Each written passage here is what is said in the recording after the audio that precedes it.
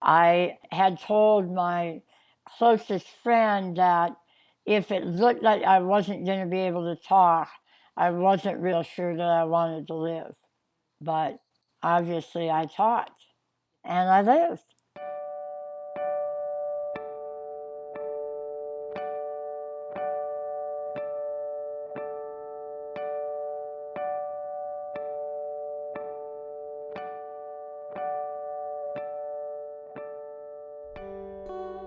Welcome to Cancer Talks, a podcast sharing personal stories of transformation from people whose lives have been touched by cancer.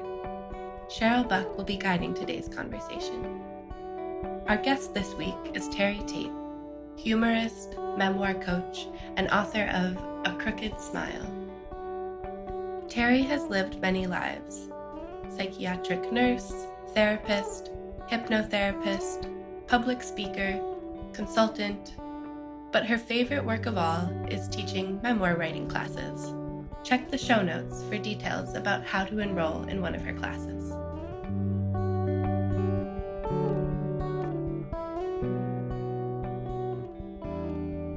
Hi, Terri. Hi, Cheryl.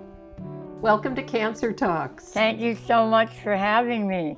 Oh, absolutely.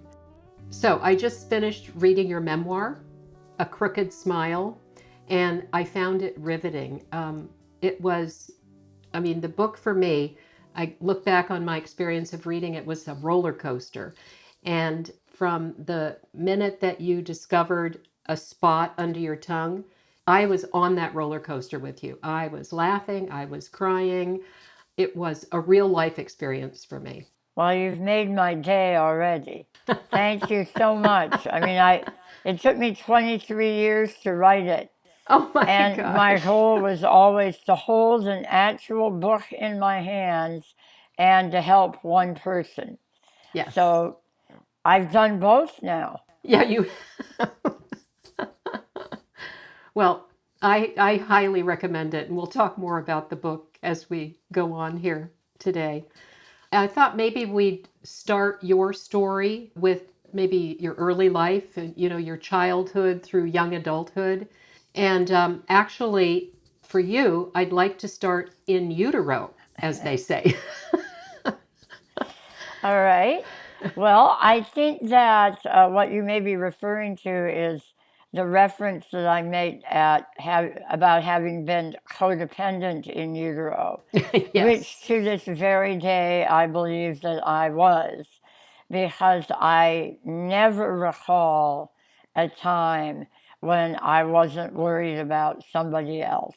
Yes. And I've wondered often if maybe the placental process went backwards with me, that I was actually feeding my mother in there. And I know I moved around so as not to obstruct her breathing or press on her bladder, so that by the time I launched into the world, I was a full-blown codependent and had Al-Anon written all over me from the very beginning. And I was the eldest of four, and so when the other siblings came along, I was my mother's partner, and I was her helper. And by the time I was 7, if my parents said we're going out to dinner, I said, are we taking the kids? And really meant it.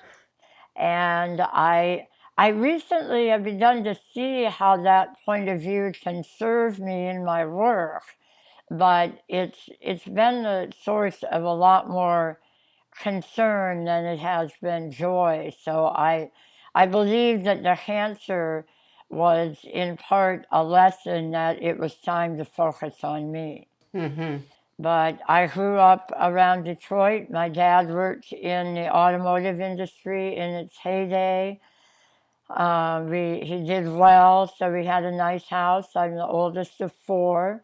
My mother was a stay-at-home mom, which I don't think she loved all that much, although she would probably argue with it. Looking back, I think she was probably depressed, but we didn't talk about that kind of thing in those days. And my goal was always to make her happy. And that never worked out that well. And I've since tried that with lots of other people. and with similar results. So I don't recommend that as a life path, Yes. but and it's taken a lot for me to even question it.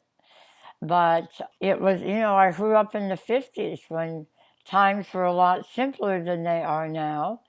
I very early on noticed some disparity between what went on in our house and the picture we presented to the world. But, at 3 or 4, I wasn't old enough to get an apartment, but I knew that I didn't really belong there. And it was kind of a ritzy, all-white suburb, and I somehow knew that that wasn't quite right. And so I was always, I think I was a weird kid and grew into a weird adult. The next brother, younger than I, was diagnosed as schizophrenic and finally succeeded in committing suicide at 29, which, if you're feeling responsible for other people, is not a good thing to happen. Right. So that was the big tragedy of my earlier years. And by Yes. that time, I was married and had 2 sons. So the whole fear around that was significant. Yes. Did you feel responsible? That Yes. was Greg, Uh-huh. right? Your brother Greg. Yeah. Yeah. I mean, I knew, I never questioned that I would be a nurse because my mother wanted to be a nurse and her family couldn't afford a nursing education. So I wanted to be a nurse before I could talk. Although I'm singularly ill-suited to any of the physical aspects of it. I hate horror, but I've always been fascinated by what makes humans tick. And so went into psychiatric nursing and was sure that that was what I would always want to do. And I'm just endlessly fascinated by how we operate as humans. Yes. So I enjoyed the psychiatric part of it. And I think probably part of it was that, when you come from a family like mine, and most of them, you want to be the one with the keys in the psych unit. And that's what being on the staff affords you, is that sort of clarity of position. Yes. What was it like in the psych ward in the what decade was this? I went to nursing school in 1968. Is that? No, in I'm at that age now where the years are not all that clear. I started college in 1964, graduated in 1968, and had a baby. I graduated the beginning of May, took the state boards the end of May, and had my first son on June 3rd. Wow. I had gotten married before my junior year. And, my goals were to be a wife, a nurse, and a mother. Yes. And I did them in that order. Wow. And that was all that mattered. Were you satisfied? No, I don't think that was remotely what I wanted, but that was what I thought would make my mother happy. I mean, which is not to say that I didn't, have 2 fantastic sons, and I adore them, and I've never regretted that. Right. But the marriage didn't last all that long. He was a good dad, and that was what I wanted. Yeah. But none of the choices were based on any kind of self-knowledge. In retrospect. Yeah. I mean, I think I would have always wanted to be a mother, but if I had it to over, I would have sown some wild oats first, rather than the way I did it, which was to get married, have kids, and then sow the wild oats, which I regret to this day. So as part of your work in nursing, you went around speaking. You were a public speaker. Well, Is that that came true? later. I finished nursing school and stayed home with my kids, and then found that that wasn't all that stimulating, Mm-hmm. and so started working part-time on psych units, afternoons, so the kids would only have to be with a sitter for a couple of hours. I mean, back in those days, that was sort of out there to work. Yeah. And my mother had told me that a good mother stays home. So I did even that with a fair amount of guilt. But I did that, and then I got an offer. I thought about going to graduate school in psych nursing, Mm-hmm. and managed to get in and get it all paid for. And so then started that, and started also sowing the wild oats during that period, and Uh-huh. ended up getting separated from my husband without much thought about the fact that I had these two children I would have to support and had never had a job. But then when I got the master's degree, I got a job at the Children's Psychiatric Hospital at Michigan, and so then was able to support them and be on my own, and worked there as a clinical specialist for 5 years before I started the career part that you were speaking of. Oh, I see. So, what did a clinical nurse specialist do in the psychiatric ward back Well, then? the beauty of that job was the fact that nobody knew the answer to that question. Oh. It was a very ambiguous job that nobody really knew what it was, but I was a nurse with a master's degree, so they didn't know what else to do with me. So I supervised the staff on the unit and did some education. I also, basically, I could do whatever I wanted to. Right. And I got paid well. And I started a research project assessing whether or not these 2-year-long hospitalizations did these kids any good. Mm-hmm. And I was then allowed to do therapy, which I was the only nurse, along with a lot of psychiatrists and interns and psychologists and psychology students. I was the only nurse doing therapy. Interesting. And so I got to basically create my own job, where Mm-hmm. nobody ever really knew where I was, which was perfect given that I had these little kids. Yes, It was a exactly. great job, I Yeah. must say. Yeah. And do you feel like you made a difference in those kids' lives?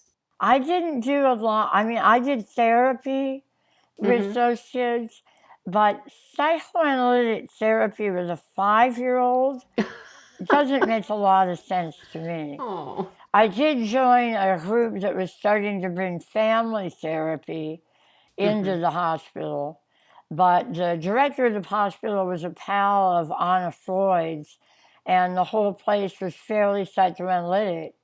So the idea that you would take a 5-year-old out of a dysfunctional family, put them in the hospital for a year or two, and then send them back didn't make a lot of sense to me. Mm-hmm. But, they were at least safe for those 2 years. I Exactly. suppose that made a difference. Yes. Yes. Ooh, that must have been It was, quite yeah, a it was job. intense. Yes. Wow. So, would you take me through the experience of finding that sore spot under your tongue and what it led to? I will, and just to keep you up to speed, I want to catalog the intervening husbands Oh, good. so that you're up to I date. appreciate that. Thank Yes, you. absolutely. Yes. So I got divorced from my kid's father, worked at Children's Psychiatric Hospital, had what I refer to as my wild and crazy period, had another man move in who I subsequently married, And then I went into business for myself and left, as although it was a great job as job goes, I really am basically sort of unemployable and was much better off in my own business. So in 1979, I started my own business.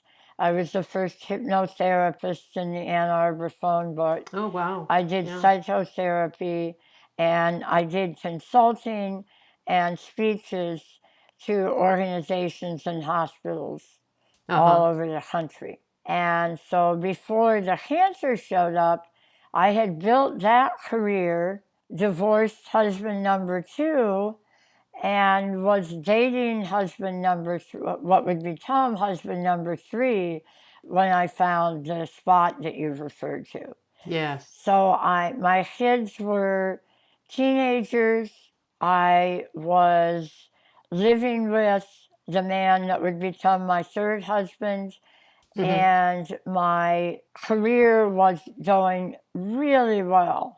I was traveling all over the country, speaking to groups, mostly nurses, but other groups as well, about empowerment and conflict resolution and communication and stress management, and had a private practice on the side.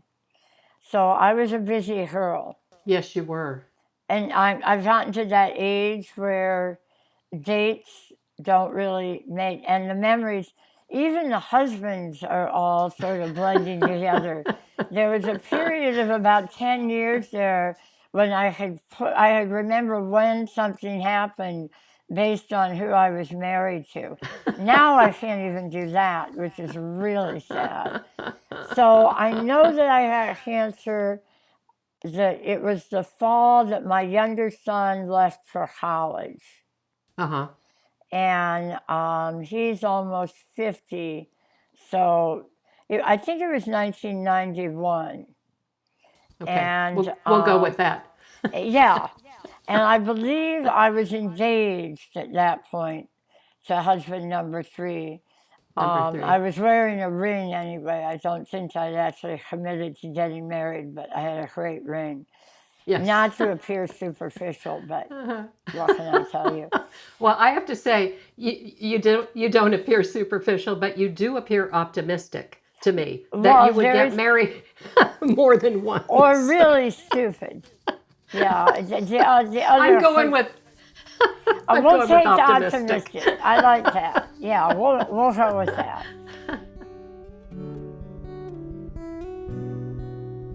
We are committed to sharing a new story every 2 weeks.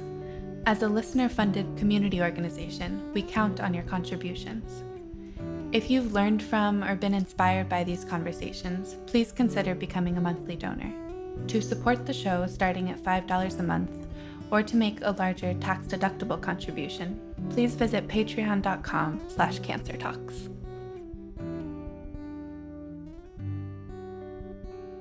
So I was brushing my teeth one day in December that was it. Now it's all coming back to me. I should reread that book. Oh, I think that's a good idea. I should have done that. Yeah. It was actually right after I had agreed to marry my third husband. I'd been wearing the ring, but and that weekend, it was right after that, my son was home for Christmas vacation and had gotten in trouble with his high school friends the first night he was home. And that was when I was brushing my teeth and discovered that there was a sore underneath my tongue. And I called my husband-to-be, with whom I was already living, into the bathroom, showed it to him. He was always very supportive. And I showed it to him, and he said, "Oh, it's nothing. I get those all the time. It'll go away." Yes. And then I was busy with wedding plans, being, finding lawyers for my son and all of that. So the tongue sort of took a back seat. But I started going to people when it didn't go away. I went to all manner of alternative healers. We lived in Ann Arbor. My then husband was a rolfer.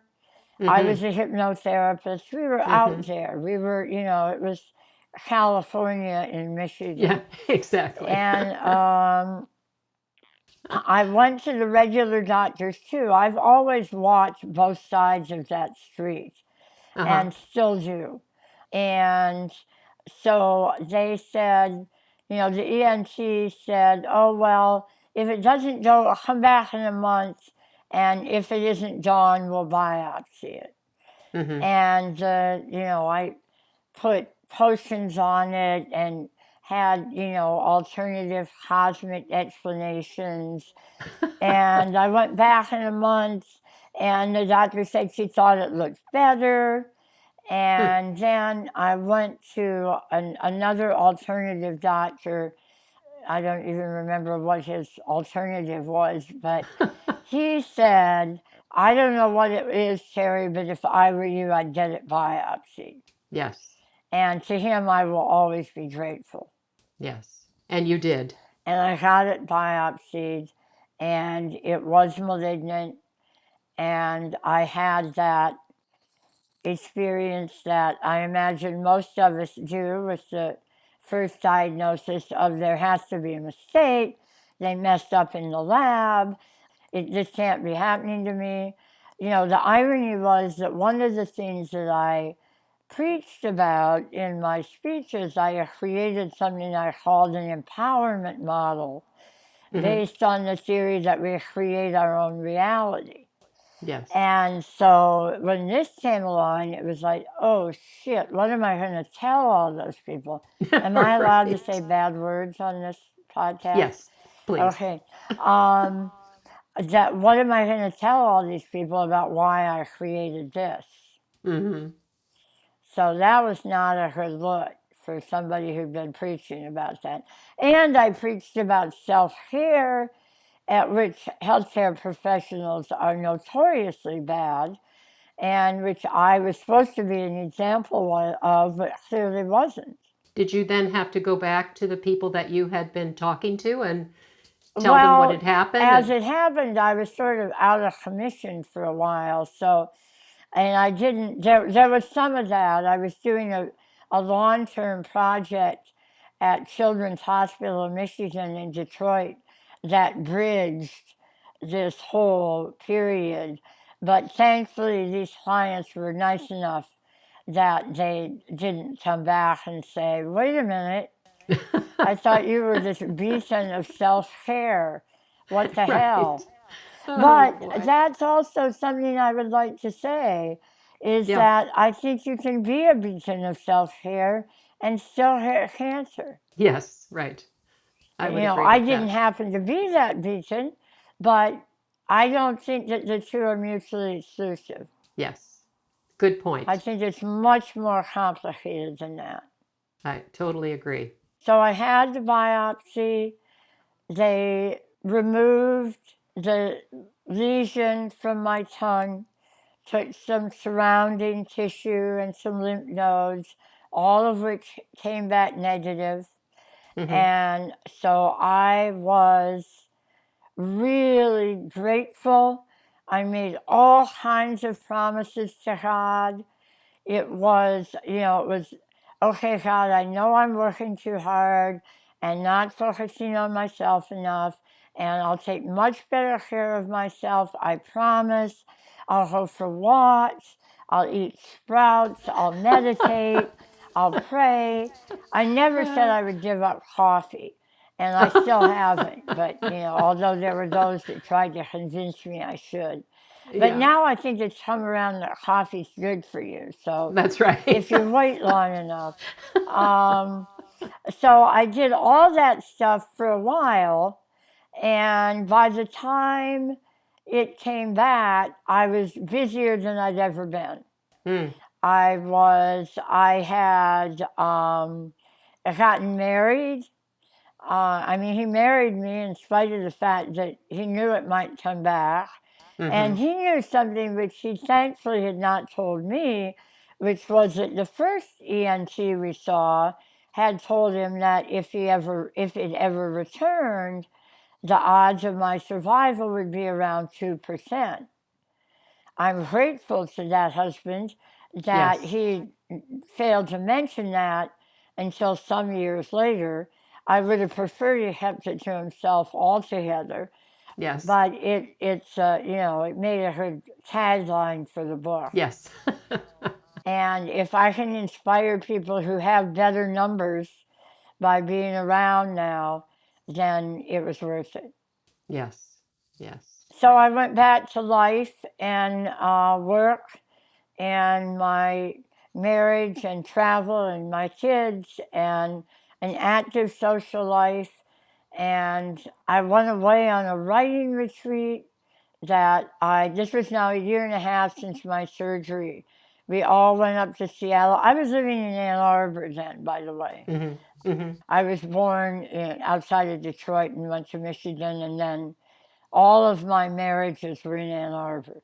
Mm-hmm. So I was there, and all of us went to Seattle for my husband's oldest son's wedding, and then my kids and I and his kids.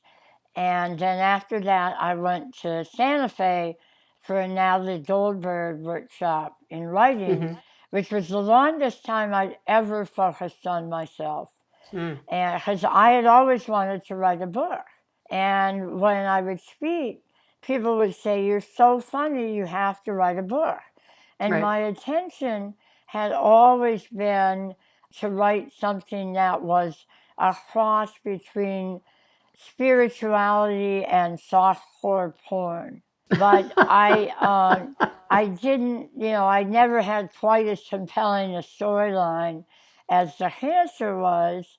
And so I decided I wanted to do that. But at that very workshop, at which point I was, I didn't think of myself in relationship to cancer. I'd had cancer, I was done with it, they cut it out. I was not a cancer survivor. I didn't go to cancer survivor groups, and was just me.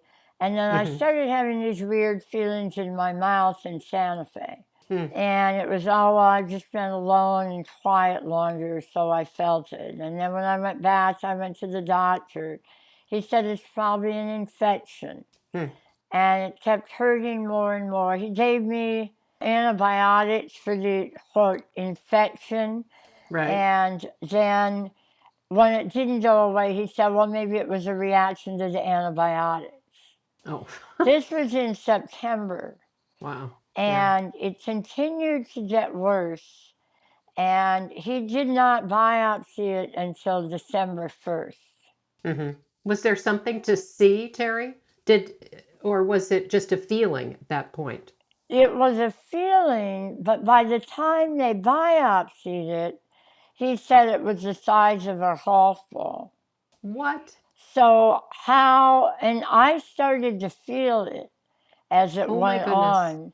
And he said, I'm too busy for a biopsy. If I had it to do over, I would have gone to another doctor or insisted. Yes. And that is a cautionary tale to anyone. Don't be afraid. I remember saying to my sister, who was my most ardent advocate in the healthcare system and a lifesaver, literally, I feel like I should get another opinion. And then she said, well, what would you say to him, this doctor that I liked so well? Which is very unlike her, actually. And I wish I hadn't listened. But that's what happened. Mm-hmm. And it continued to get worse. There was less and less that I could eat. I did all manner of alternatives, going to food camp or attempting to go to food camp, which was some thing where you ate straw for 2 weeks or something. I don't know. And I went to north of Toronto for an Ayurvedic retreat, which was possibly the most depressing thing I've ever done. Looking out all by myself in this little cheesy hotel with a lawn chair, looking out on this frozen lake. Oh my God. But I got like, they dripped oil on my third eye and gave me enemas. You know, I was desperate. I would do anything. Did you still have the tumor in your mouth? Yes. Okay. Yeah, All all right. the while I was marching off doing all this. And I remember being in this dismal hall on the payphone to this doctor saying, I think this is getting worse. Can't we do it sooner? And he's like, no, I can't do it before December 1st. Oh my And I gosh. remember thinking, and this was a guy who really liked me. Yeah. And I liked him. He was very invested in me. That doesn't make sense, does it? That the doctor, who is the one who's going to biopsy it, sees a tumor the size of a golf ball. Well, that was what it was by the time he got in there. I guess he didn't. Oh, it wasn't he didn't know how big it when was. He first saw it. I see. Okay. My symptoms continued to worsen, Yeah. and it continued to get better. And when I was away at that camp, I thought I could feel something. Uh-huh. And I told him that. My one message is be assertive. Yes. Because they have on a white coat or whatever the COVID equivalent is, that doesn't make them God. You know your body better than anyone else does. Yes. And you deserve to get treatment in a timely fashion, which I did not. Absolutely. Yes. Either time. And if I had, I would have a jaw now. Whew. And maybe even a husband.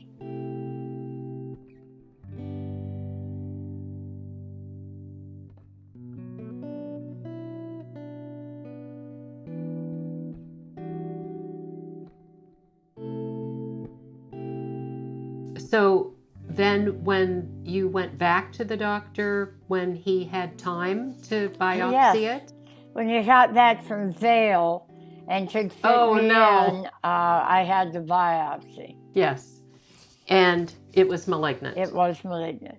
And is that when he saw how big it was? Yes. Or was that, yeah. Mm-hmm. Then what happened? Well, I was still worried about his feelings, but I was not really inclined to want to have him do the treatment. But my husband, my sister, and I went in to see him the day of the biopsy results, and he solved my problem of hurting his feelings by saying that this was more than he could manage, that he was referring me to Ohio State University, where there was a team of surgeons who were the best in doing what I needed. Yes. Now, the irony of the fact that I am a Michigan person through and through, and West Coast people may not know this, but there's a very big rivalry between Michigan and Ohio State, where my father went to school, and that we were going to have to go to Ohio State to get rid of this cancer. That was not lost on me. But my sister, who, as I say, was the CEO of this team, got me an appointment there, got me an appointment at Sloan Kettering in New York, and got me an appointment at the University of Michigan, 10 minutes from my house. Wow. We went to the guy at Michigan, who had an EHO the size of all outdoors. I didn't love him. This guy in Columbus, we all slept down to Columbus, and this was early December, like 6th or 10th that we went down there. So it was the holidays amidst everything else. We drove to Columbus, met these two doctors who would tag team me, heard about what they would do, and I was supposed to fly to New York and go to Sloan Kettering the next day, and just decided I couldn't do it. So we opted with Columbus. And they got me in because things open up around the holidays. So I went in on like December 13th and got all the tests necessary, and they did the surgery. The plan was to remove my iliac crest, my hip bone, if they needed to remove my jaw, that they would supplant it with my hip bone. Oh boy. And this guy in Columbus was supposed to be the best at this procedure, which was called a free flap. And so we all got set up there, and they started the surgery, removed my hip, removed the tissue around there, all the muscles, ran out of vessels and put in that bone and attempted to create this jaw, and it failed 7 times. Oh my gosh. In 24 hours or 20 hours. On the final one, they said that they had gotten it to work and put me in the ICU. I was on a ventilator. I didn't think I would remember being in the ICU. Unfortunately, I did. And all I remember about it was that I didn't think I could breathe, which is apparently the sensation on a ventilator. I remember that the person next to me was getting a lot more attention than I was. I later learned that she died. And I remember at one point seeing my parents, who were not supposed to be there yet, in a way that looked like they were on a conveyor belt, and my brother-in-law, who wasn't supposed to be there. And I remember a minister who bore a striking resemblance to Ichabod Crane coming in and giving me the Presbyterian equivalent of the last rites. Oh my gosh. And so that's all I remember, but that was more than I wanted. Oh, and I also remember that after I'd been there for a while, Dr. Sullivan, who did the free flap, said, Terri, can you hear me? The flap has failed again. We're going back to the OR. Oh my gosh. And my only thought was, I wonder how long you can be under general anesthetic without having brain damage. Yeah. Oh boy. And so we went back for another 4 or 5 hours, where they tossed my hip bone in the dumpster, put in a titanium bar, and built a free flap from the tissue in my neck down into my chest and a part of my left breast, which had nothing to spare.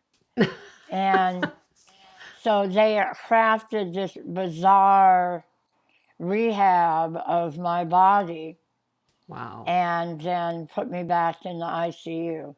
Ay, ay, ay. I have a question. The first time that you were in the ICU before the flap failed, was Ichabod Crane really there? Your parents really there? Yes, oh, okay. I validated all that stuff after the fact. Yes.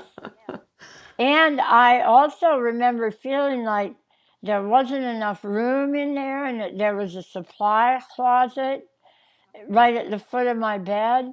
And that they, I remember thinking they ran out of room in the ICU and they put me in a goddamn closet. And as it turns out, the ICU was very crowded, and I think there was a lot of equipment around this woman who died. Yes. Which is clearly the way to get attention in an ICU. I'll remember that. Yeah, right. Oh my gosh. So at what point did you start your, I'm going to call it healing journey, when you knew that was all that the doctors were going to do, and then you were kind of on your own and started all the things that you did in healing? Well, I did a lot of things all the while. I mean, my husband was very persistent in finding alternatives, so that kind of continued throughout. Yes. The recovery from that surgery was extremely arduous. I had 5 chest tubes, 2 IVs, a tracheotomy, an NG tube, a catheter. I mean, I was really a mess. I hadn't taught. Yes. So that was I had to learn to eat and talk to him, which I could go on for days about that process. Right. It was not easy. But about a month after the surgery, it was time to start radiation. And, you know, the details of all of this are in the book. But so that I had just begun to feel a little bit human after the surgery when the radiation started. And that they had told me that radiation to the oral cavity was the worst kind. I've now learned recently that the amount of radiation I had and how widespread it was is way, way different than what happens now. Actually, the surgery was way different. There are very, very few people, you know, I've not run into any actually people who are still around to tell the stories that I have to tell. And I met up with a new healthcare professional yesterday for issues I'm having with my throat and eating. And, you know, so I had to do the whole saga with him. And he told me what they would do for it now, which is much less severe, and said, "You are doing amazingly well." You know, and I am. To be able to taught that I have taught, not only taught, but taught for thousands of people on stage and eaten enough to stay alive and even more chubby than I might want to be at times. But so the eating and the talking were really big. So, and then the radiation put all that back to square one. There was a period when I couldn't talk at all. And my mouth was very dry. I had no taste buds. I could only eat liquids for a very long time. And and I never knew how much of that would come back. And had told my closest friend that if it looked like I wasn't going to be able to talk, I wasn't real sure that I wanted to live. But obviously I taught. And I live. So it wasn't until, I mean, at the end of radiation, when I was still, oh, and by the way, the bar had come loose during radiation. And so at the end of radiation, I had the feeling, which I've now checked out with other people is not uncommon, that when you're done with the official treatment, although that's what you've waited for since you started it, and I have counted the days and counted the lockers in radiation oncology and all of that, but when it was done, there was a sense of being out there on your own with no regular contact with the doctors and no, you know, I mean, there were still people to call, and my wonderful support people started to go back to their own lives, which, you know, I understood, but it still annoyed me. And so I managed to come up with sufficient symptoms to get attention for a while longer, which was that the bar became loose and there was a hole in the free flap. And so now there was a whole thing of what do we do about that? And so there were, as usual, conflicting opinions on that. I really thought that I probably didn't have long for this world and knew that if that was the case, I wanted to spend more time with my sons. So we borrowed an apartment in Sausalito and made the trip from Ann Arbor so that I could have the conversation that I was probably going to die soon with my kids in person. Because I had gone to a new oncologist who had said, you know, well, if these symptoms aren't cancer, some soon probably will be, because, you know, the odds of a recurrence are so high. And at your age, they'll make quality of life decisions. Yes. And basically, it was, it was really that we were, I was on my way out. And we had at that time planned to reach at what I was calling food camp, this place where you could go and, learn to eat grass. And my proclamation was, fuck food camp, we're going to California. Yes. Okay, that's my favorite line in your book. Since I'm from California, I understand and so that. we did. And I fell in love with it. Yes. So that's when you went to see your two sons? Right. And tell them that you thought this was the end? Right. And you believed it? You really did think that it was? Yeah. Whew. And they sort of pleaded with me not to give up and said that I was strong and that they knew I could do it.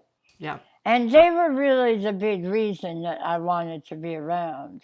Yes, I totally understand that. And, I knew that the marriage was not in terrific shape with or without cancer. I like to tell the story as if it was a disfigurement that did it, but that was only part of it. Yeah, right, exactly. So I fell in love with it out here.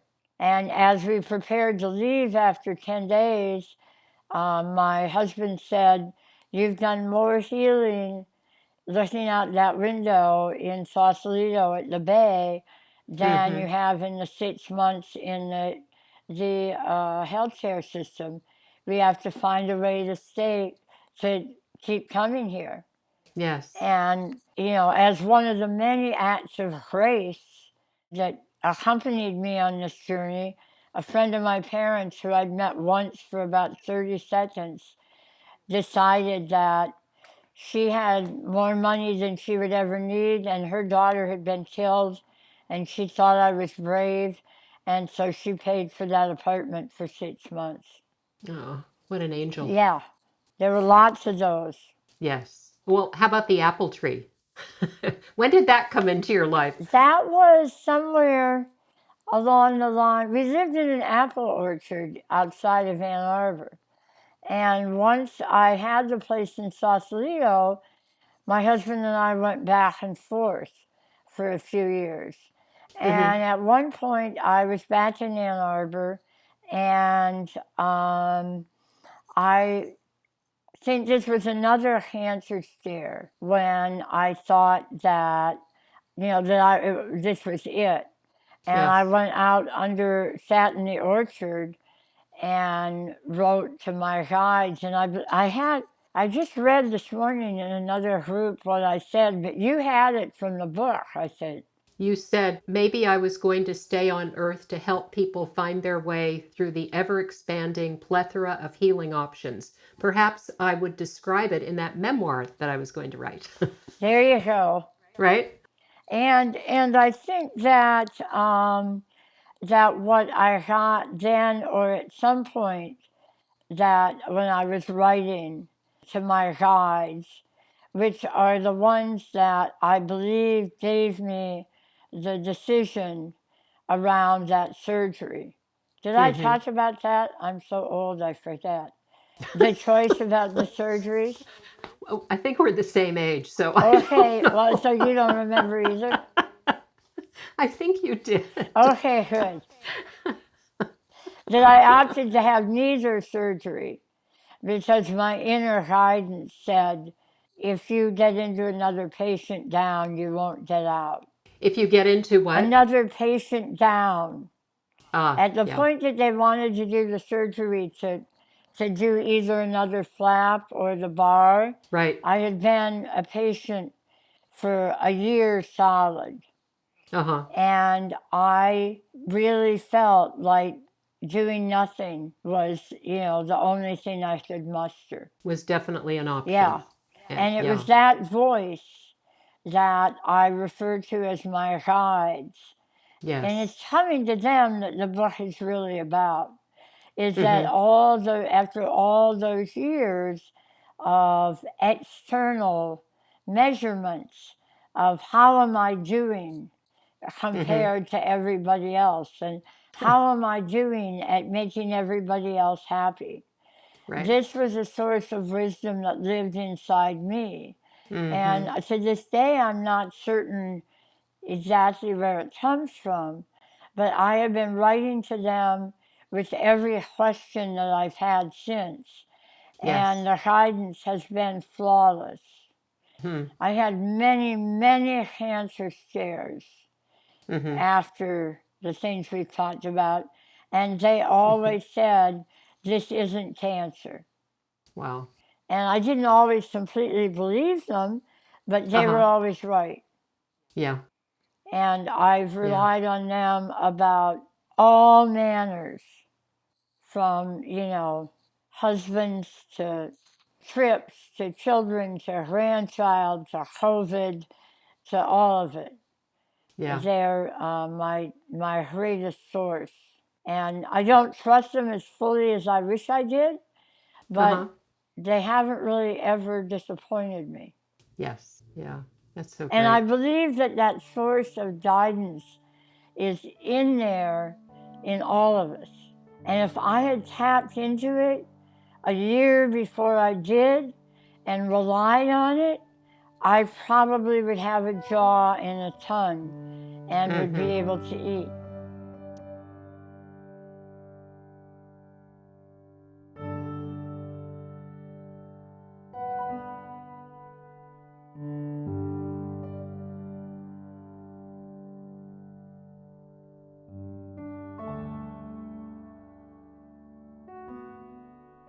So you they took part of your tongue as part of the surgery. Oh, yes, so, a large part. In addition to your jaw. Yeah. Yes. Yeah. Yeah. And lymph nodes down my neck and into my tissue in my breast, right. As well as my whole hip. Yeah. Wow. So that living with that has been an interesting sort of the disfigurement, being disfigured and old and dating or not dating, and all of that has been challenging. Yes. Yes. Well, at Cancer Talks, we say that healing happens in community. And one of the things I'm really intrigued to talk with you about is that desire that you had to meet new people. And you were disfigured. You wouldn't look at people when you go to Angel Island and, you put your hat on and you tried not to. And then at some point you just gave that up, it sounds like. And you just said, I'm going out there. I need what I would say a community.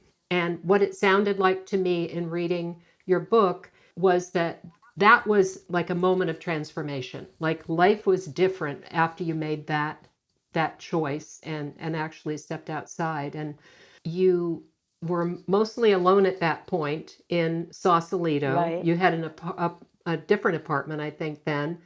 And I mean, you had massive healing that you did for yourself with writing and just all kinds of inner work, which was really inspiring to read about. You call this your survival birthday. It was a year after your first surgery. And I'm not sure what is survival. Does that mean you had no sign of cancer, or? I count my survival birthday from the last day of radiation, which was March 11, 1993. Yes. So on March 11, 1994, I was in Mexico with my husband and kids and a bunch of friends. Oh, wonderful. Well, maybe when you got back from Mexico, you had an epiphany. I call it an epiphany when I was reading your book. And you were saying that you used to say, if I'm not doing something worthwhile, I'm not worth anything. And if I'm not helping someone, I don't deserve my place on the planet. And the epiphany was that you went from that to it was time to learn to value myself for who I was, not for what I did. I'm very moved by that. I mean, that's huge. It's huge, and it's like all the things that I talked about, it's an ongoing process. I wish I could say, yes, I did that in 1993, and I've been like that ever since. But what I say instead, that as recently as this morning, I wasn't so sure about that. Okay.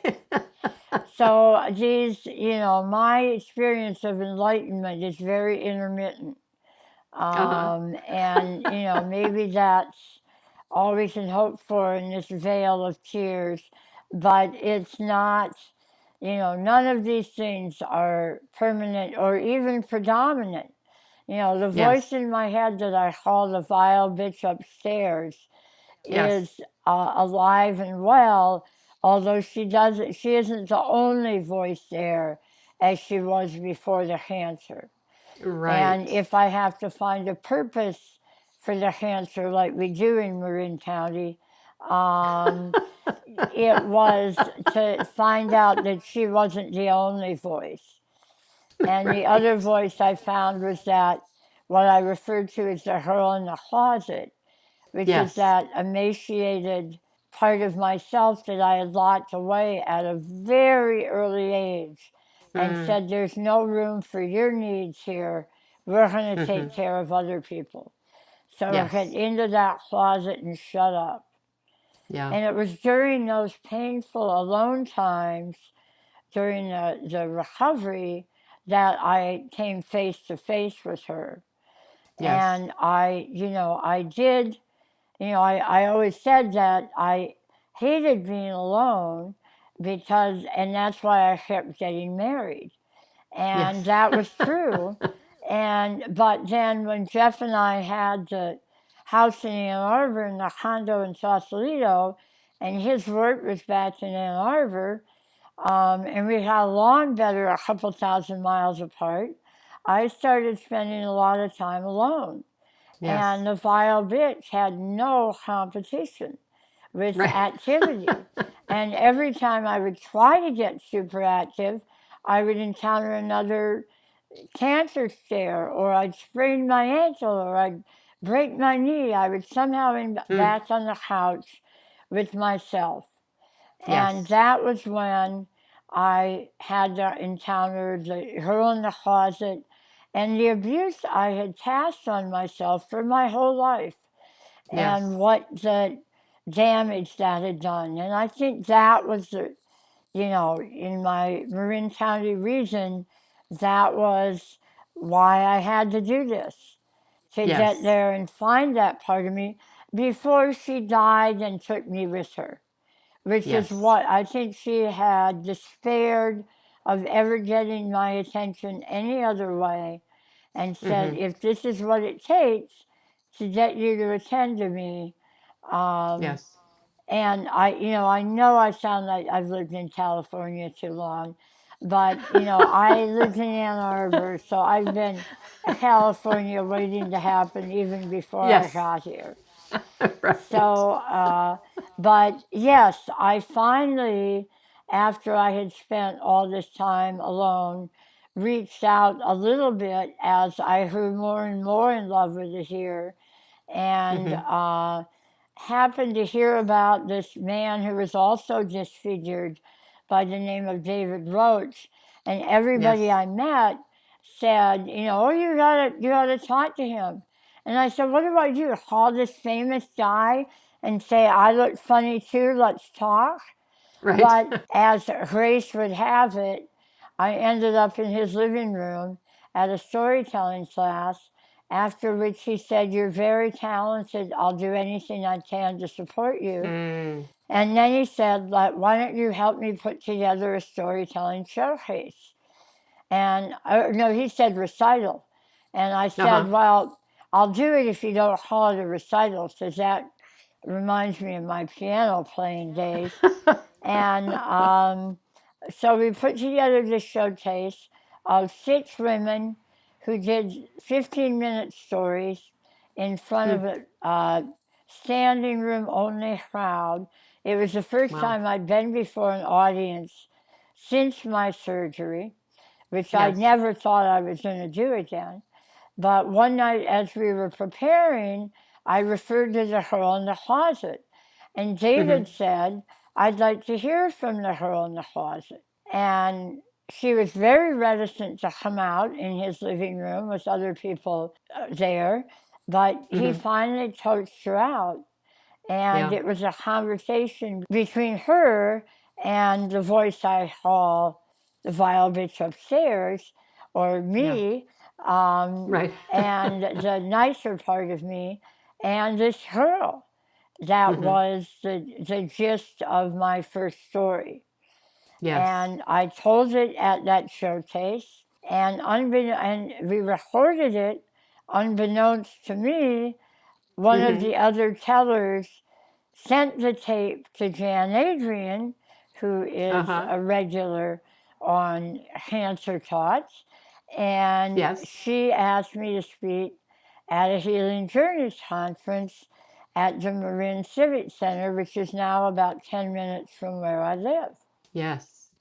And I was in no way ready to do it. And I thought I had been to one previous Healing Journeys, and all the rest of the people were speakers or musicians or something. And so I thought I'd be unique as a storyteller. But it turned out there was a one-woman show in that program before me, who was and she was fabulous. And I went up to Jan after that and I said, she's covered everything I want to say. We're running behind schedule. Let's just skip mine. And I bet I know what Jan said. No way.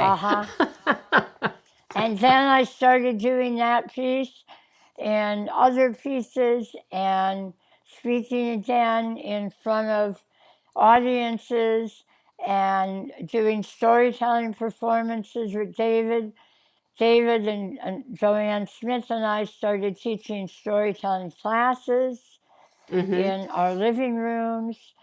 And, well, the other thing, when I came to Marin, I was going back and forth. And one day I was in Ann Arbor taking my son to the airport, and I heard this author on NPR. And I thought, that's the funniest person I've ever heard. I have to find out who this person is. And so they said on NPR that it was Anne Lamott. So I dropped my son at the airport, went back to Ann Arbor, went to a bookstore and said, do you have any books by Anne Lamott? And the woman laughed at me and took me to the Anne Lamott section. And I bought a bunch of her books, read them, and then it said on the back flight of the book that she lived in Northern California.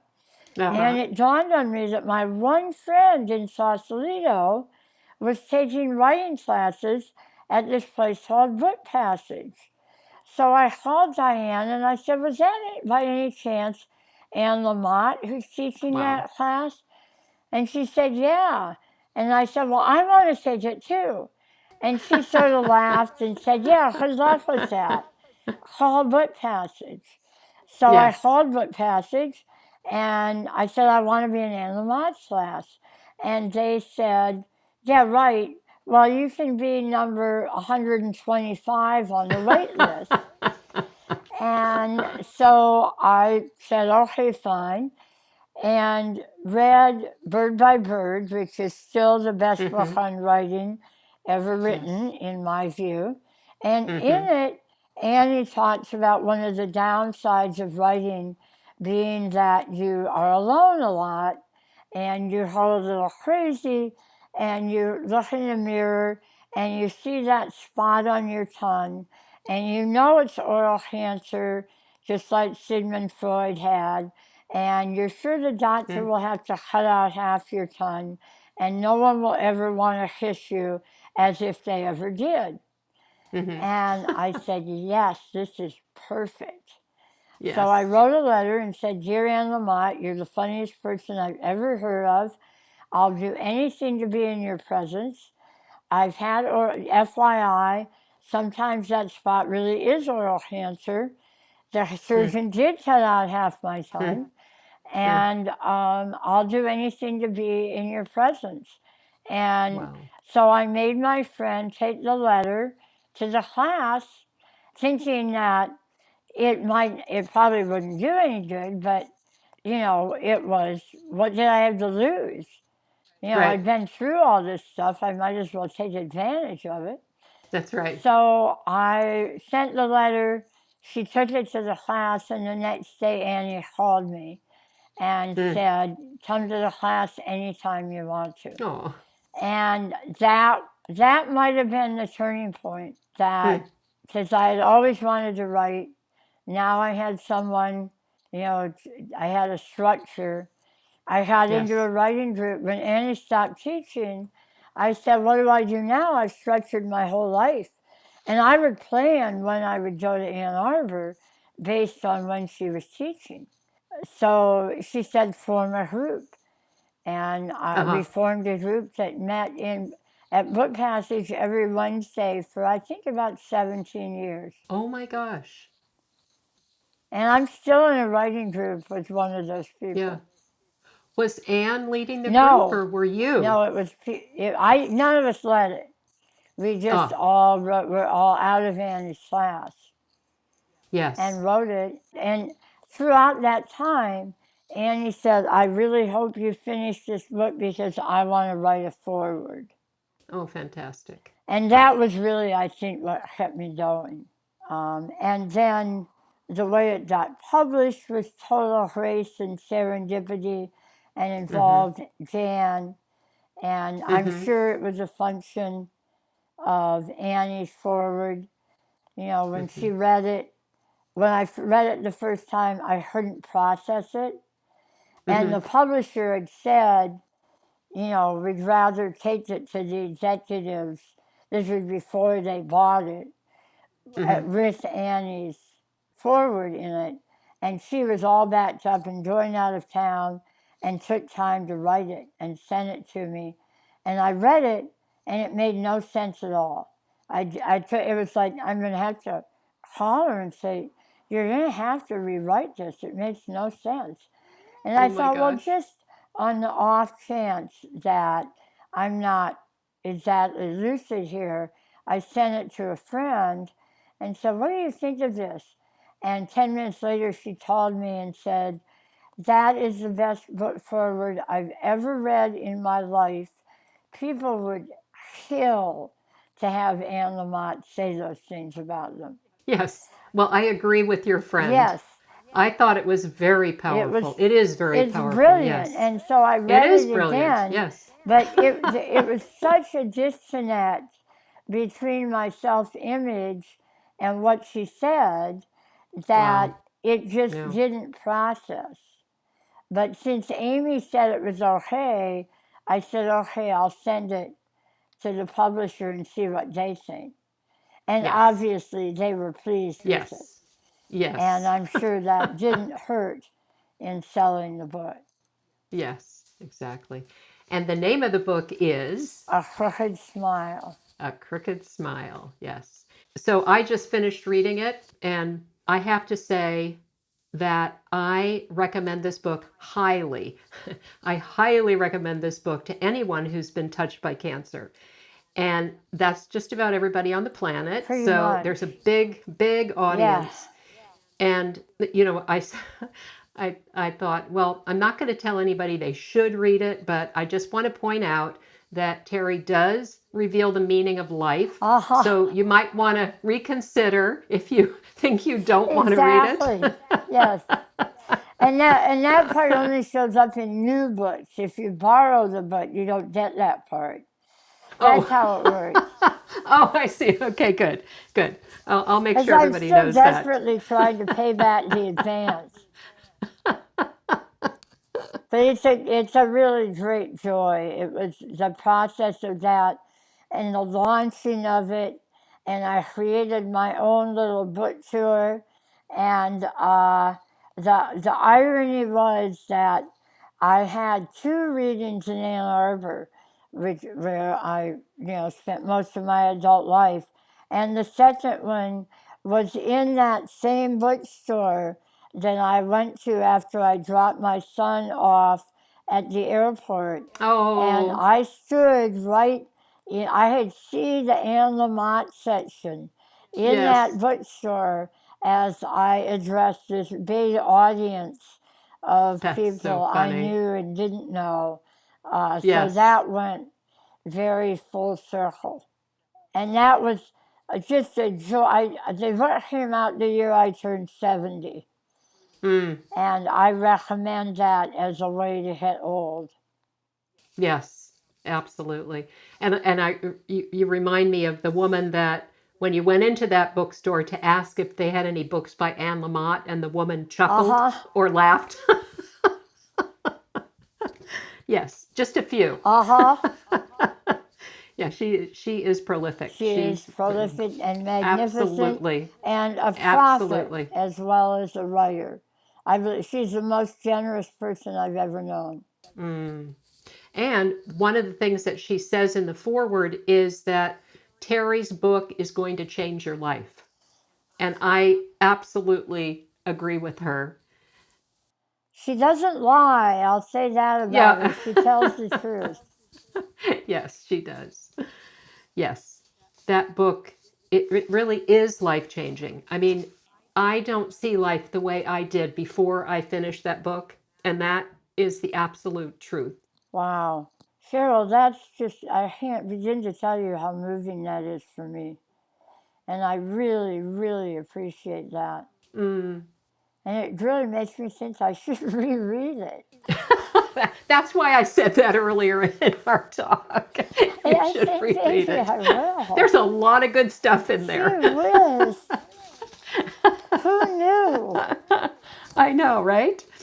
Oh my gosh. At least then I could maybe get the chronology straight for a couple days. Yes, you could put a little chronology in your journal, Yeah. so the next time you do it. Yeah. Because you had a lot going on. You have had a lot going on since that day in the bathroom. I have. When you looked under your tongue. Yeah. Yeah. It's extraordinary. Yeah. And really, it's, I must say, you know, the time in terms of my life, I mean, the greatest achievements of my life are my children and grandchild, even though I'm not responsible for who they are, but next to them, writing that book and what's happened since I've been, you know, since the cancer, are really the parts of my life that I'm proudest of. Yes. I mean, I never thought I would be on a stage again. But, you know, I not only did the story, but I had a grant to do a one-woman show called Shopping is a Spiritual Path, which Yes. I will bring you the DVD of. Yes, please. And I have boxes of them, so anyone who wants one, you can see it online, parts of it, Shopping is a Spiritual Path. But if you want one, get in touch, seriously. I have them. Yes. I'm happy to send it to you. It's Fantastic. pretty good, actually. And then I can't wait to see it. to get up in front of, you know, a couple hundred people and do a solo show like this and talking like this. I don't believe it. And I did that, and I finished this book, and I went on a book tour, and then so I'm proud of all that. And as you should be, yes. And I'm so grateful to hear what you say about the book. That makes my week, or possibly even my month. Oh, good. And then COVID gave me the gift of confinement, and so that I could realize that I had come a really long way in being with myself. Yes. When my children told me before everybody else shut down, my kids said, you can't go out. You can't play mahjong, you can't play poker, you can't do your aqua aerobics or your writing group or any of the things you do. And I said, are you kidding me? I have to. I'll go nuts. And I said, well, how long is this going to last? I can't do that for more than a week or so. And my one son said, well, it could be months. Little did I know. And then once I got into it and realized that nobody was doing anything, so I wasn't missing anything, Right. I was so happy. Oh, fantastic. And I mean, I wasn't happy about the plague and the people dying, but not having to fear that I was missing something. I was Yes. really happy with myself. Yes. And now, as what we do in the world is a little more ambivalent and unclear, I can see that, fear of missing out coming back. As people are doing more than I'm doing. And, so then it's like, you have no friends, you're a loser. But the realization that I actually am happier alone than I ever was in a relationship was stunning. Which is not to say I wouldn't like to have one more relationship in this lifetime, because I would. And I'm using the time alone to see how I treat myself impacts how I treat other people. And the closer you are to me, the more I'll treat you the way I treat myself. So there's an incentive for treating myself better. That and that big clock on the wall, since I just turned 75, and the fact that there aren't that many options. And the other variable is that I had always longed to make a living from my couch, and during the pandemic, without any impetus from me, it was all grace and magic. I had taught my first memoir class in my living room before the pandemic. It had gone really well, and I taught 2 more, and the group that I taught when we couldn't meet here said, "What about Zoom?" And I didn't know what Zoom was. And that started this career. I now have 4 memoir classes online with people from all over the world. Yes. Oh, that's fantastic. And the original group that started out is still meeting, as is some iteration of every group that started since. Wow. And it's the most rewarding work I've ever done. Because I can be a mother and a therapist and a writer and a coach and an entertainer all at once. That's right. And exactly. I didn't know that it would work to have Zoom, that you could get so connected. But I have total strangers revealing things to this group within an hour and a half that their best friends and family don't know. And as it was when I was a kid and went into psych nursing, nothing fascinates me more than the inner workings of the human psyche. Interesting. And that's You've really come full all circle. I care about. Yeah. Wow. And I'm just not that interested in most of what, I don't care that much about parties. I still love shopping. Yes. And I still do think as a spiritual I think experience, discount shopping is a spiritual path. Yes. But I gotta say, at 75, I have a lot of stuff already. So it's not quite what it was. But connecting to people and their stories and allowing people to access their stories in a way that heals them and leave something for their loved ones that is accessible. And I've seen miraculous things happen with people that didn't call themselves writers, who find out that in fact they are. Yes. It's miraculous to watch what happens to people when they're given a safe environment in which to be themselves. And there is nothing more gratifying than that. If you enjoyed this conversation, please leave a review in your podcast app. This podcast is a platform for anyone who has been touched by cancer.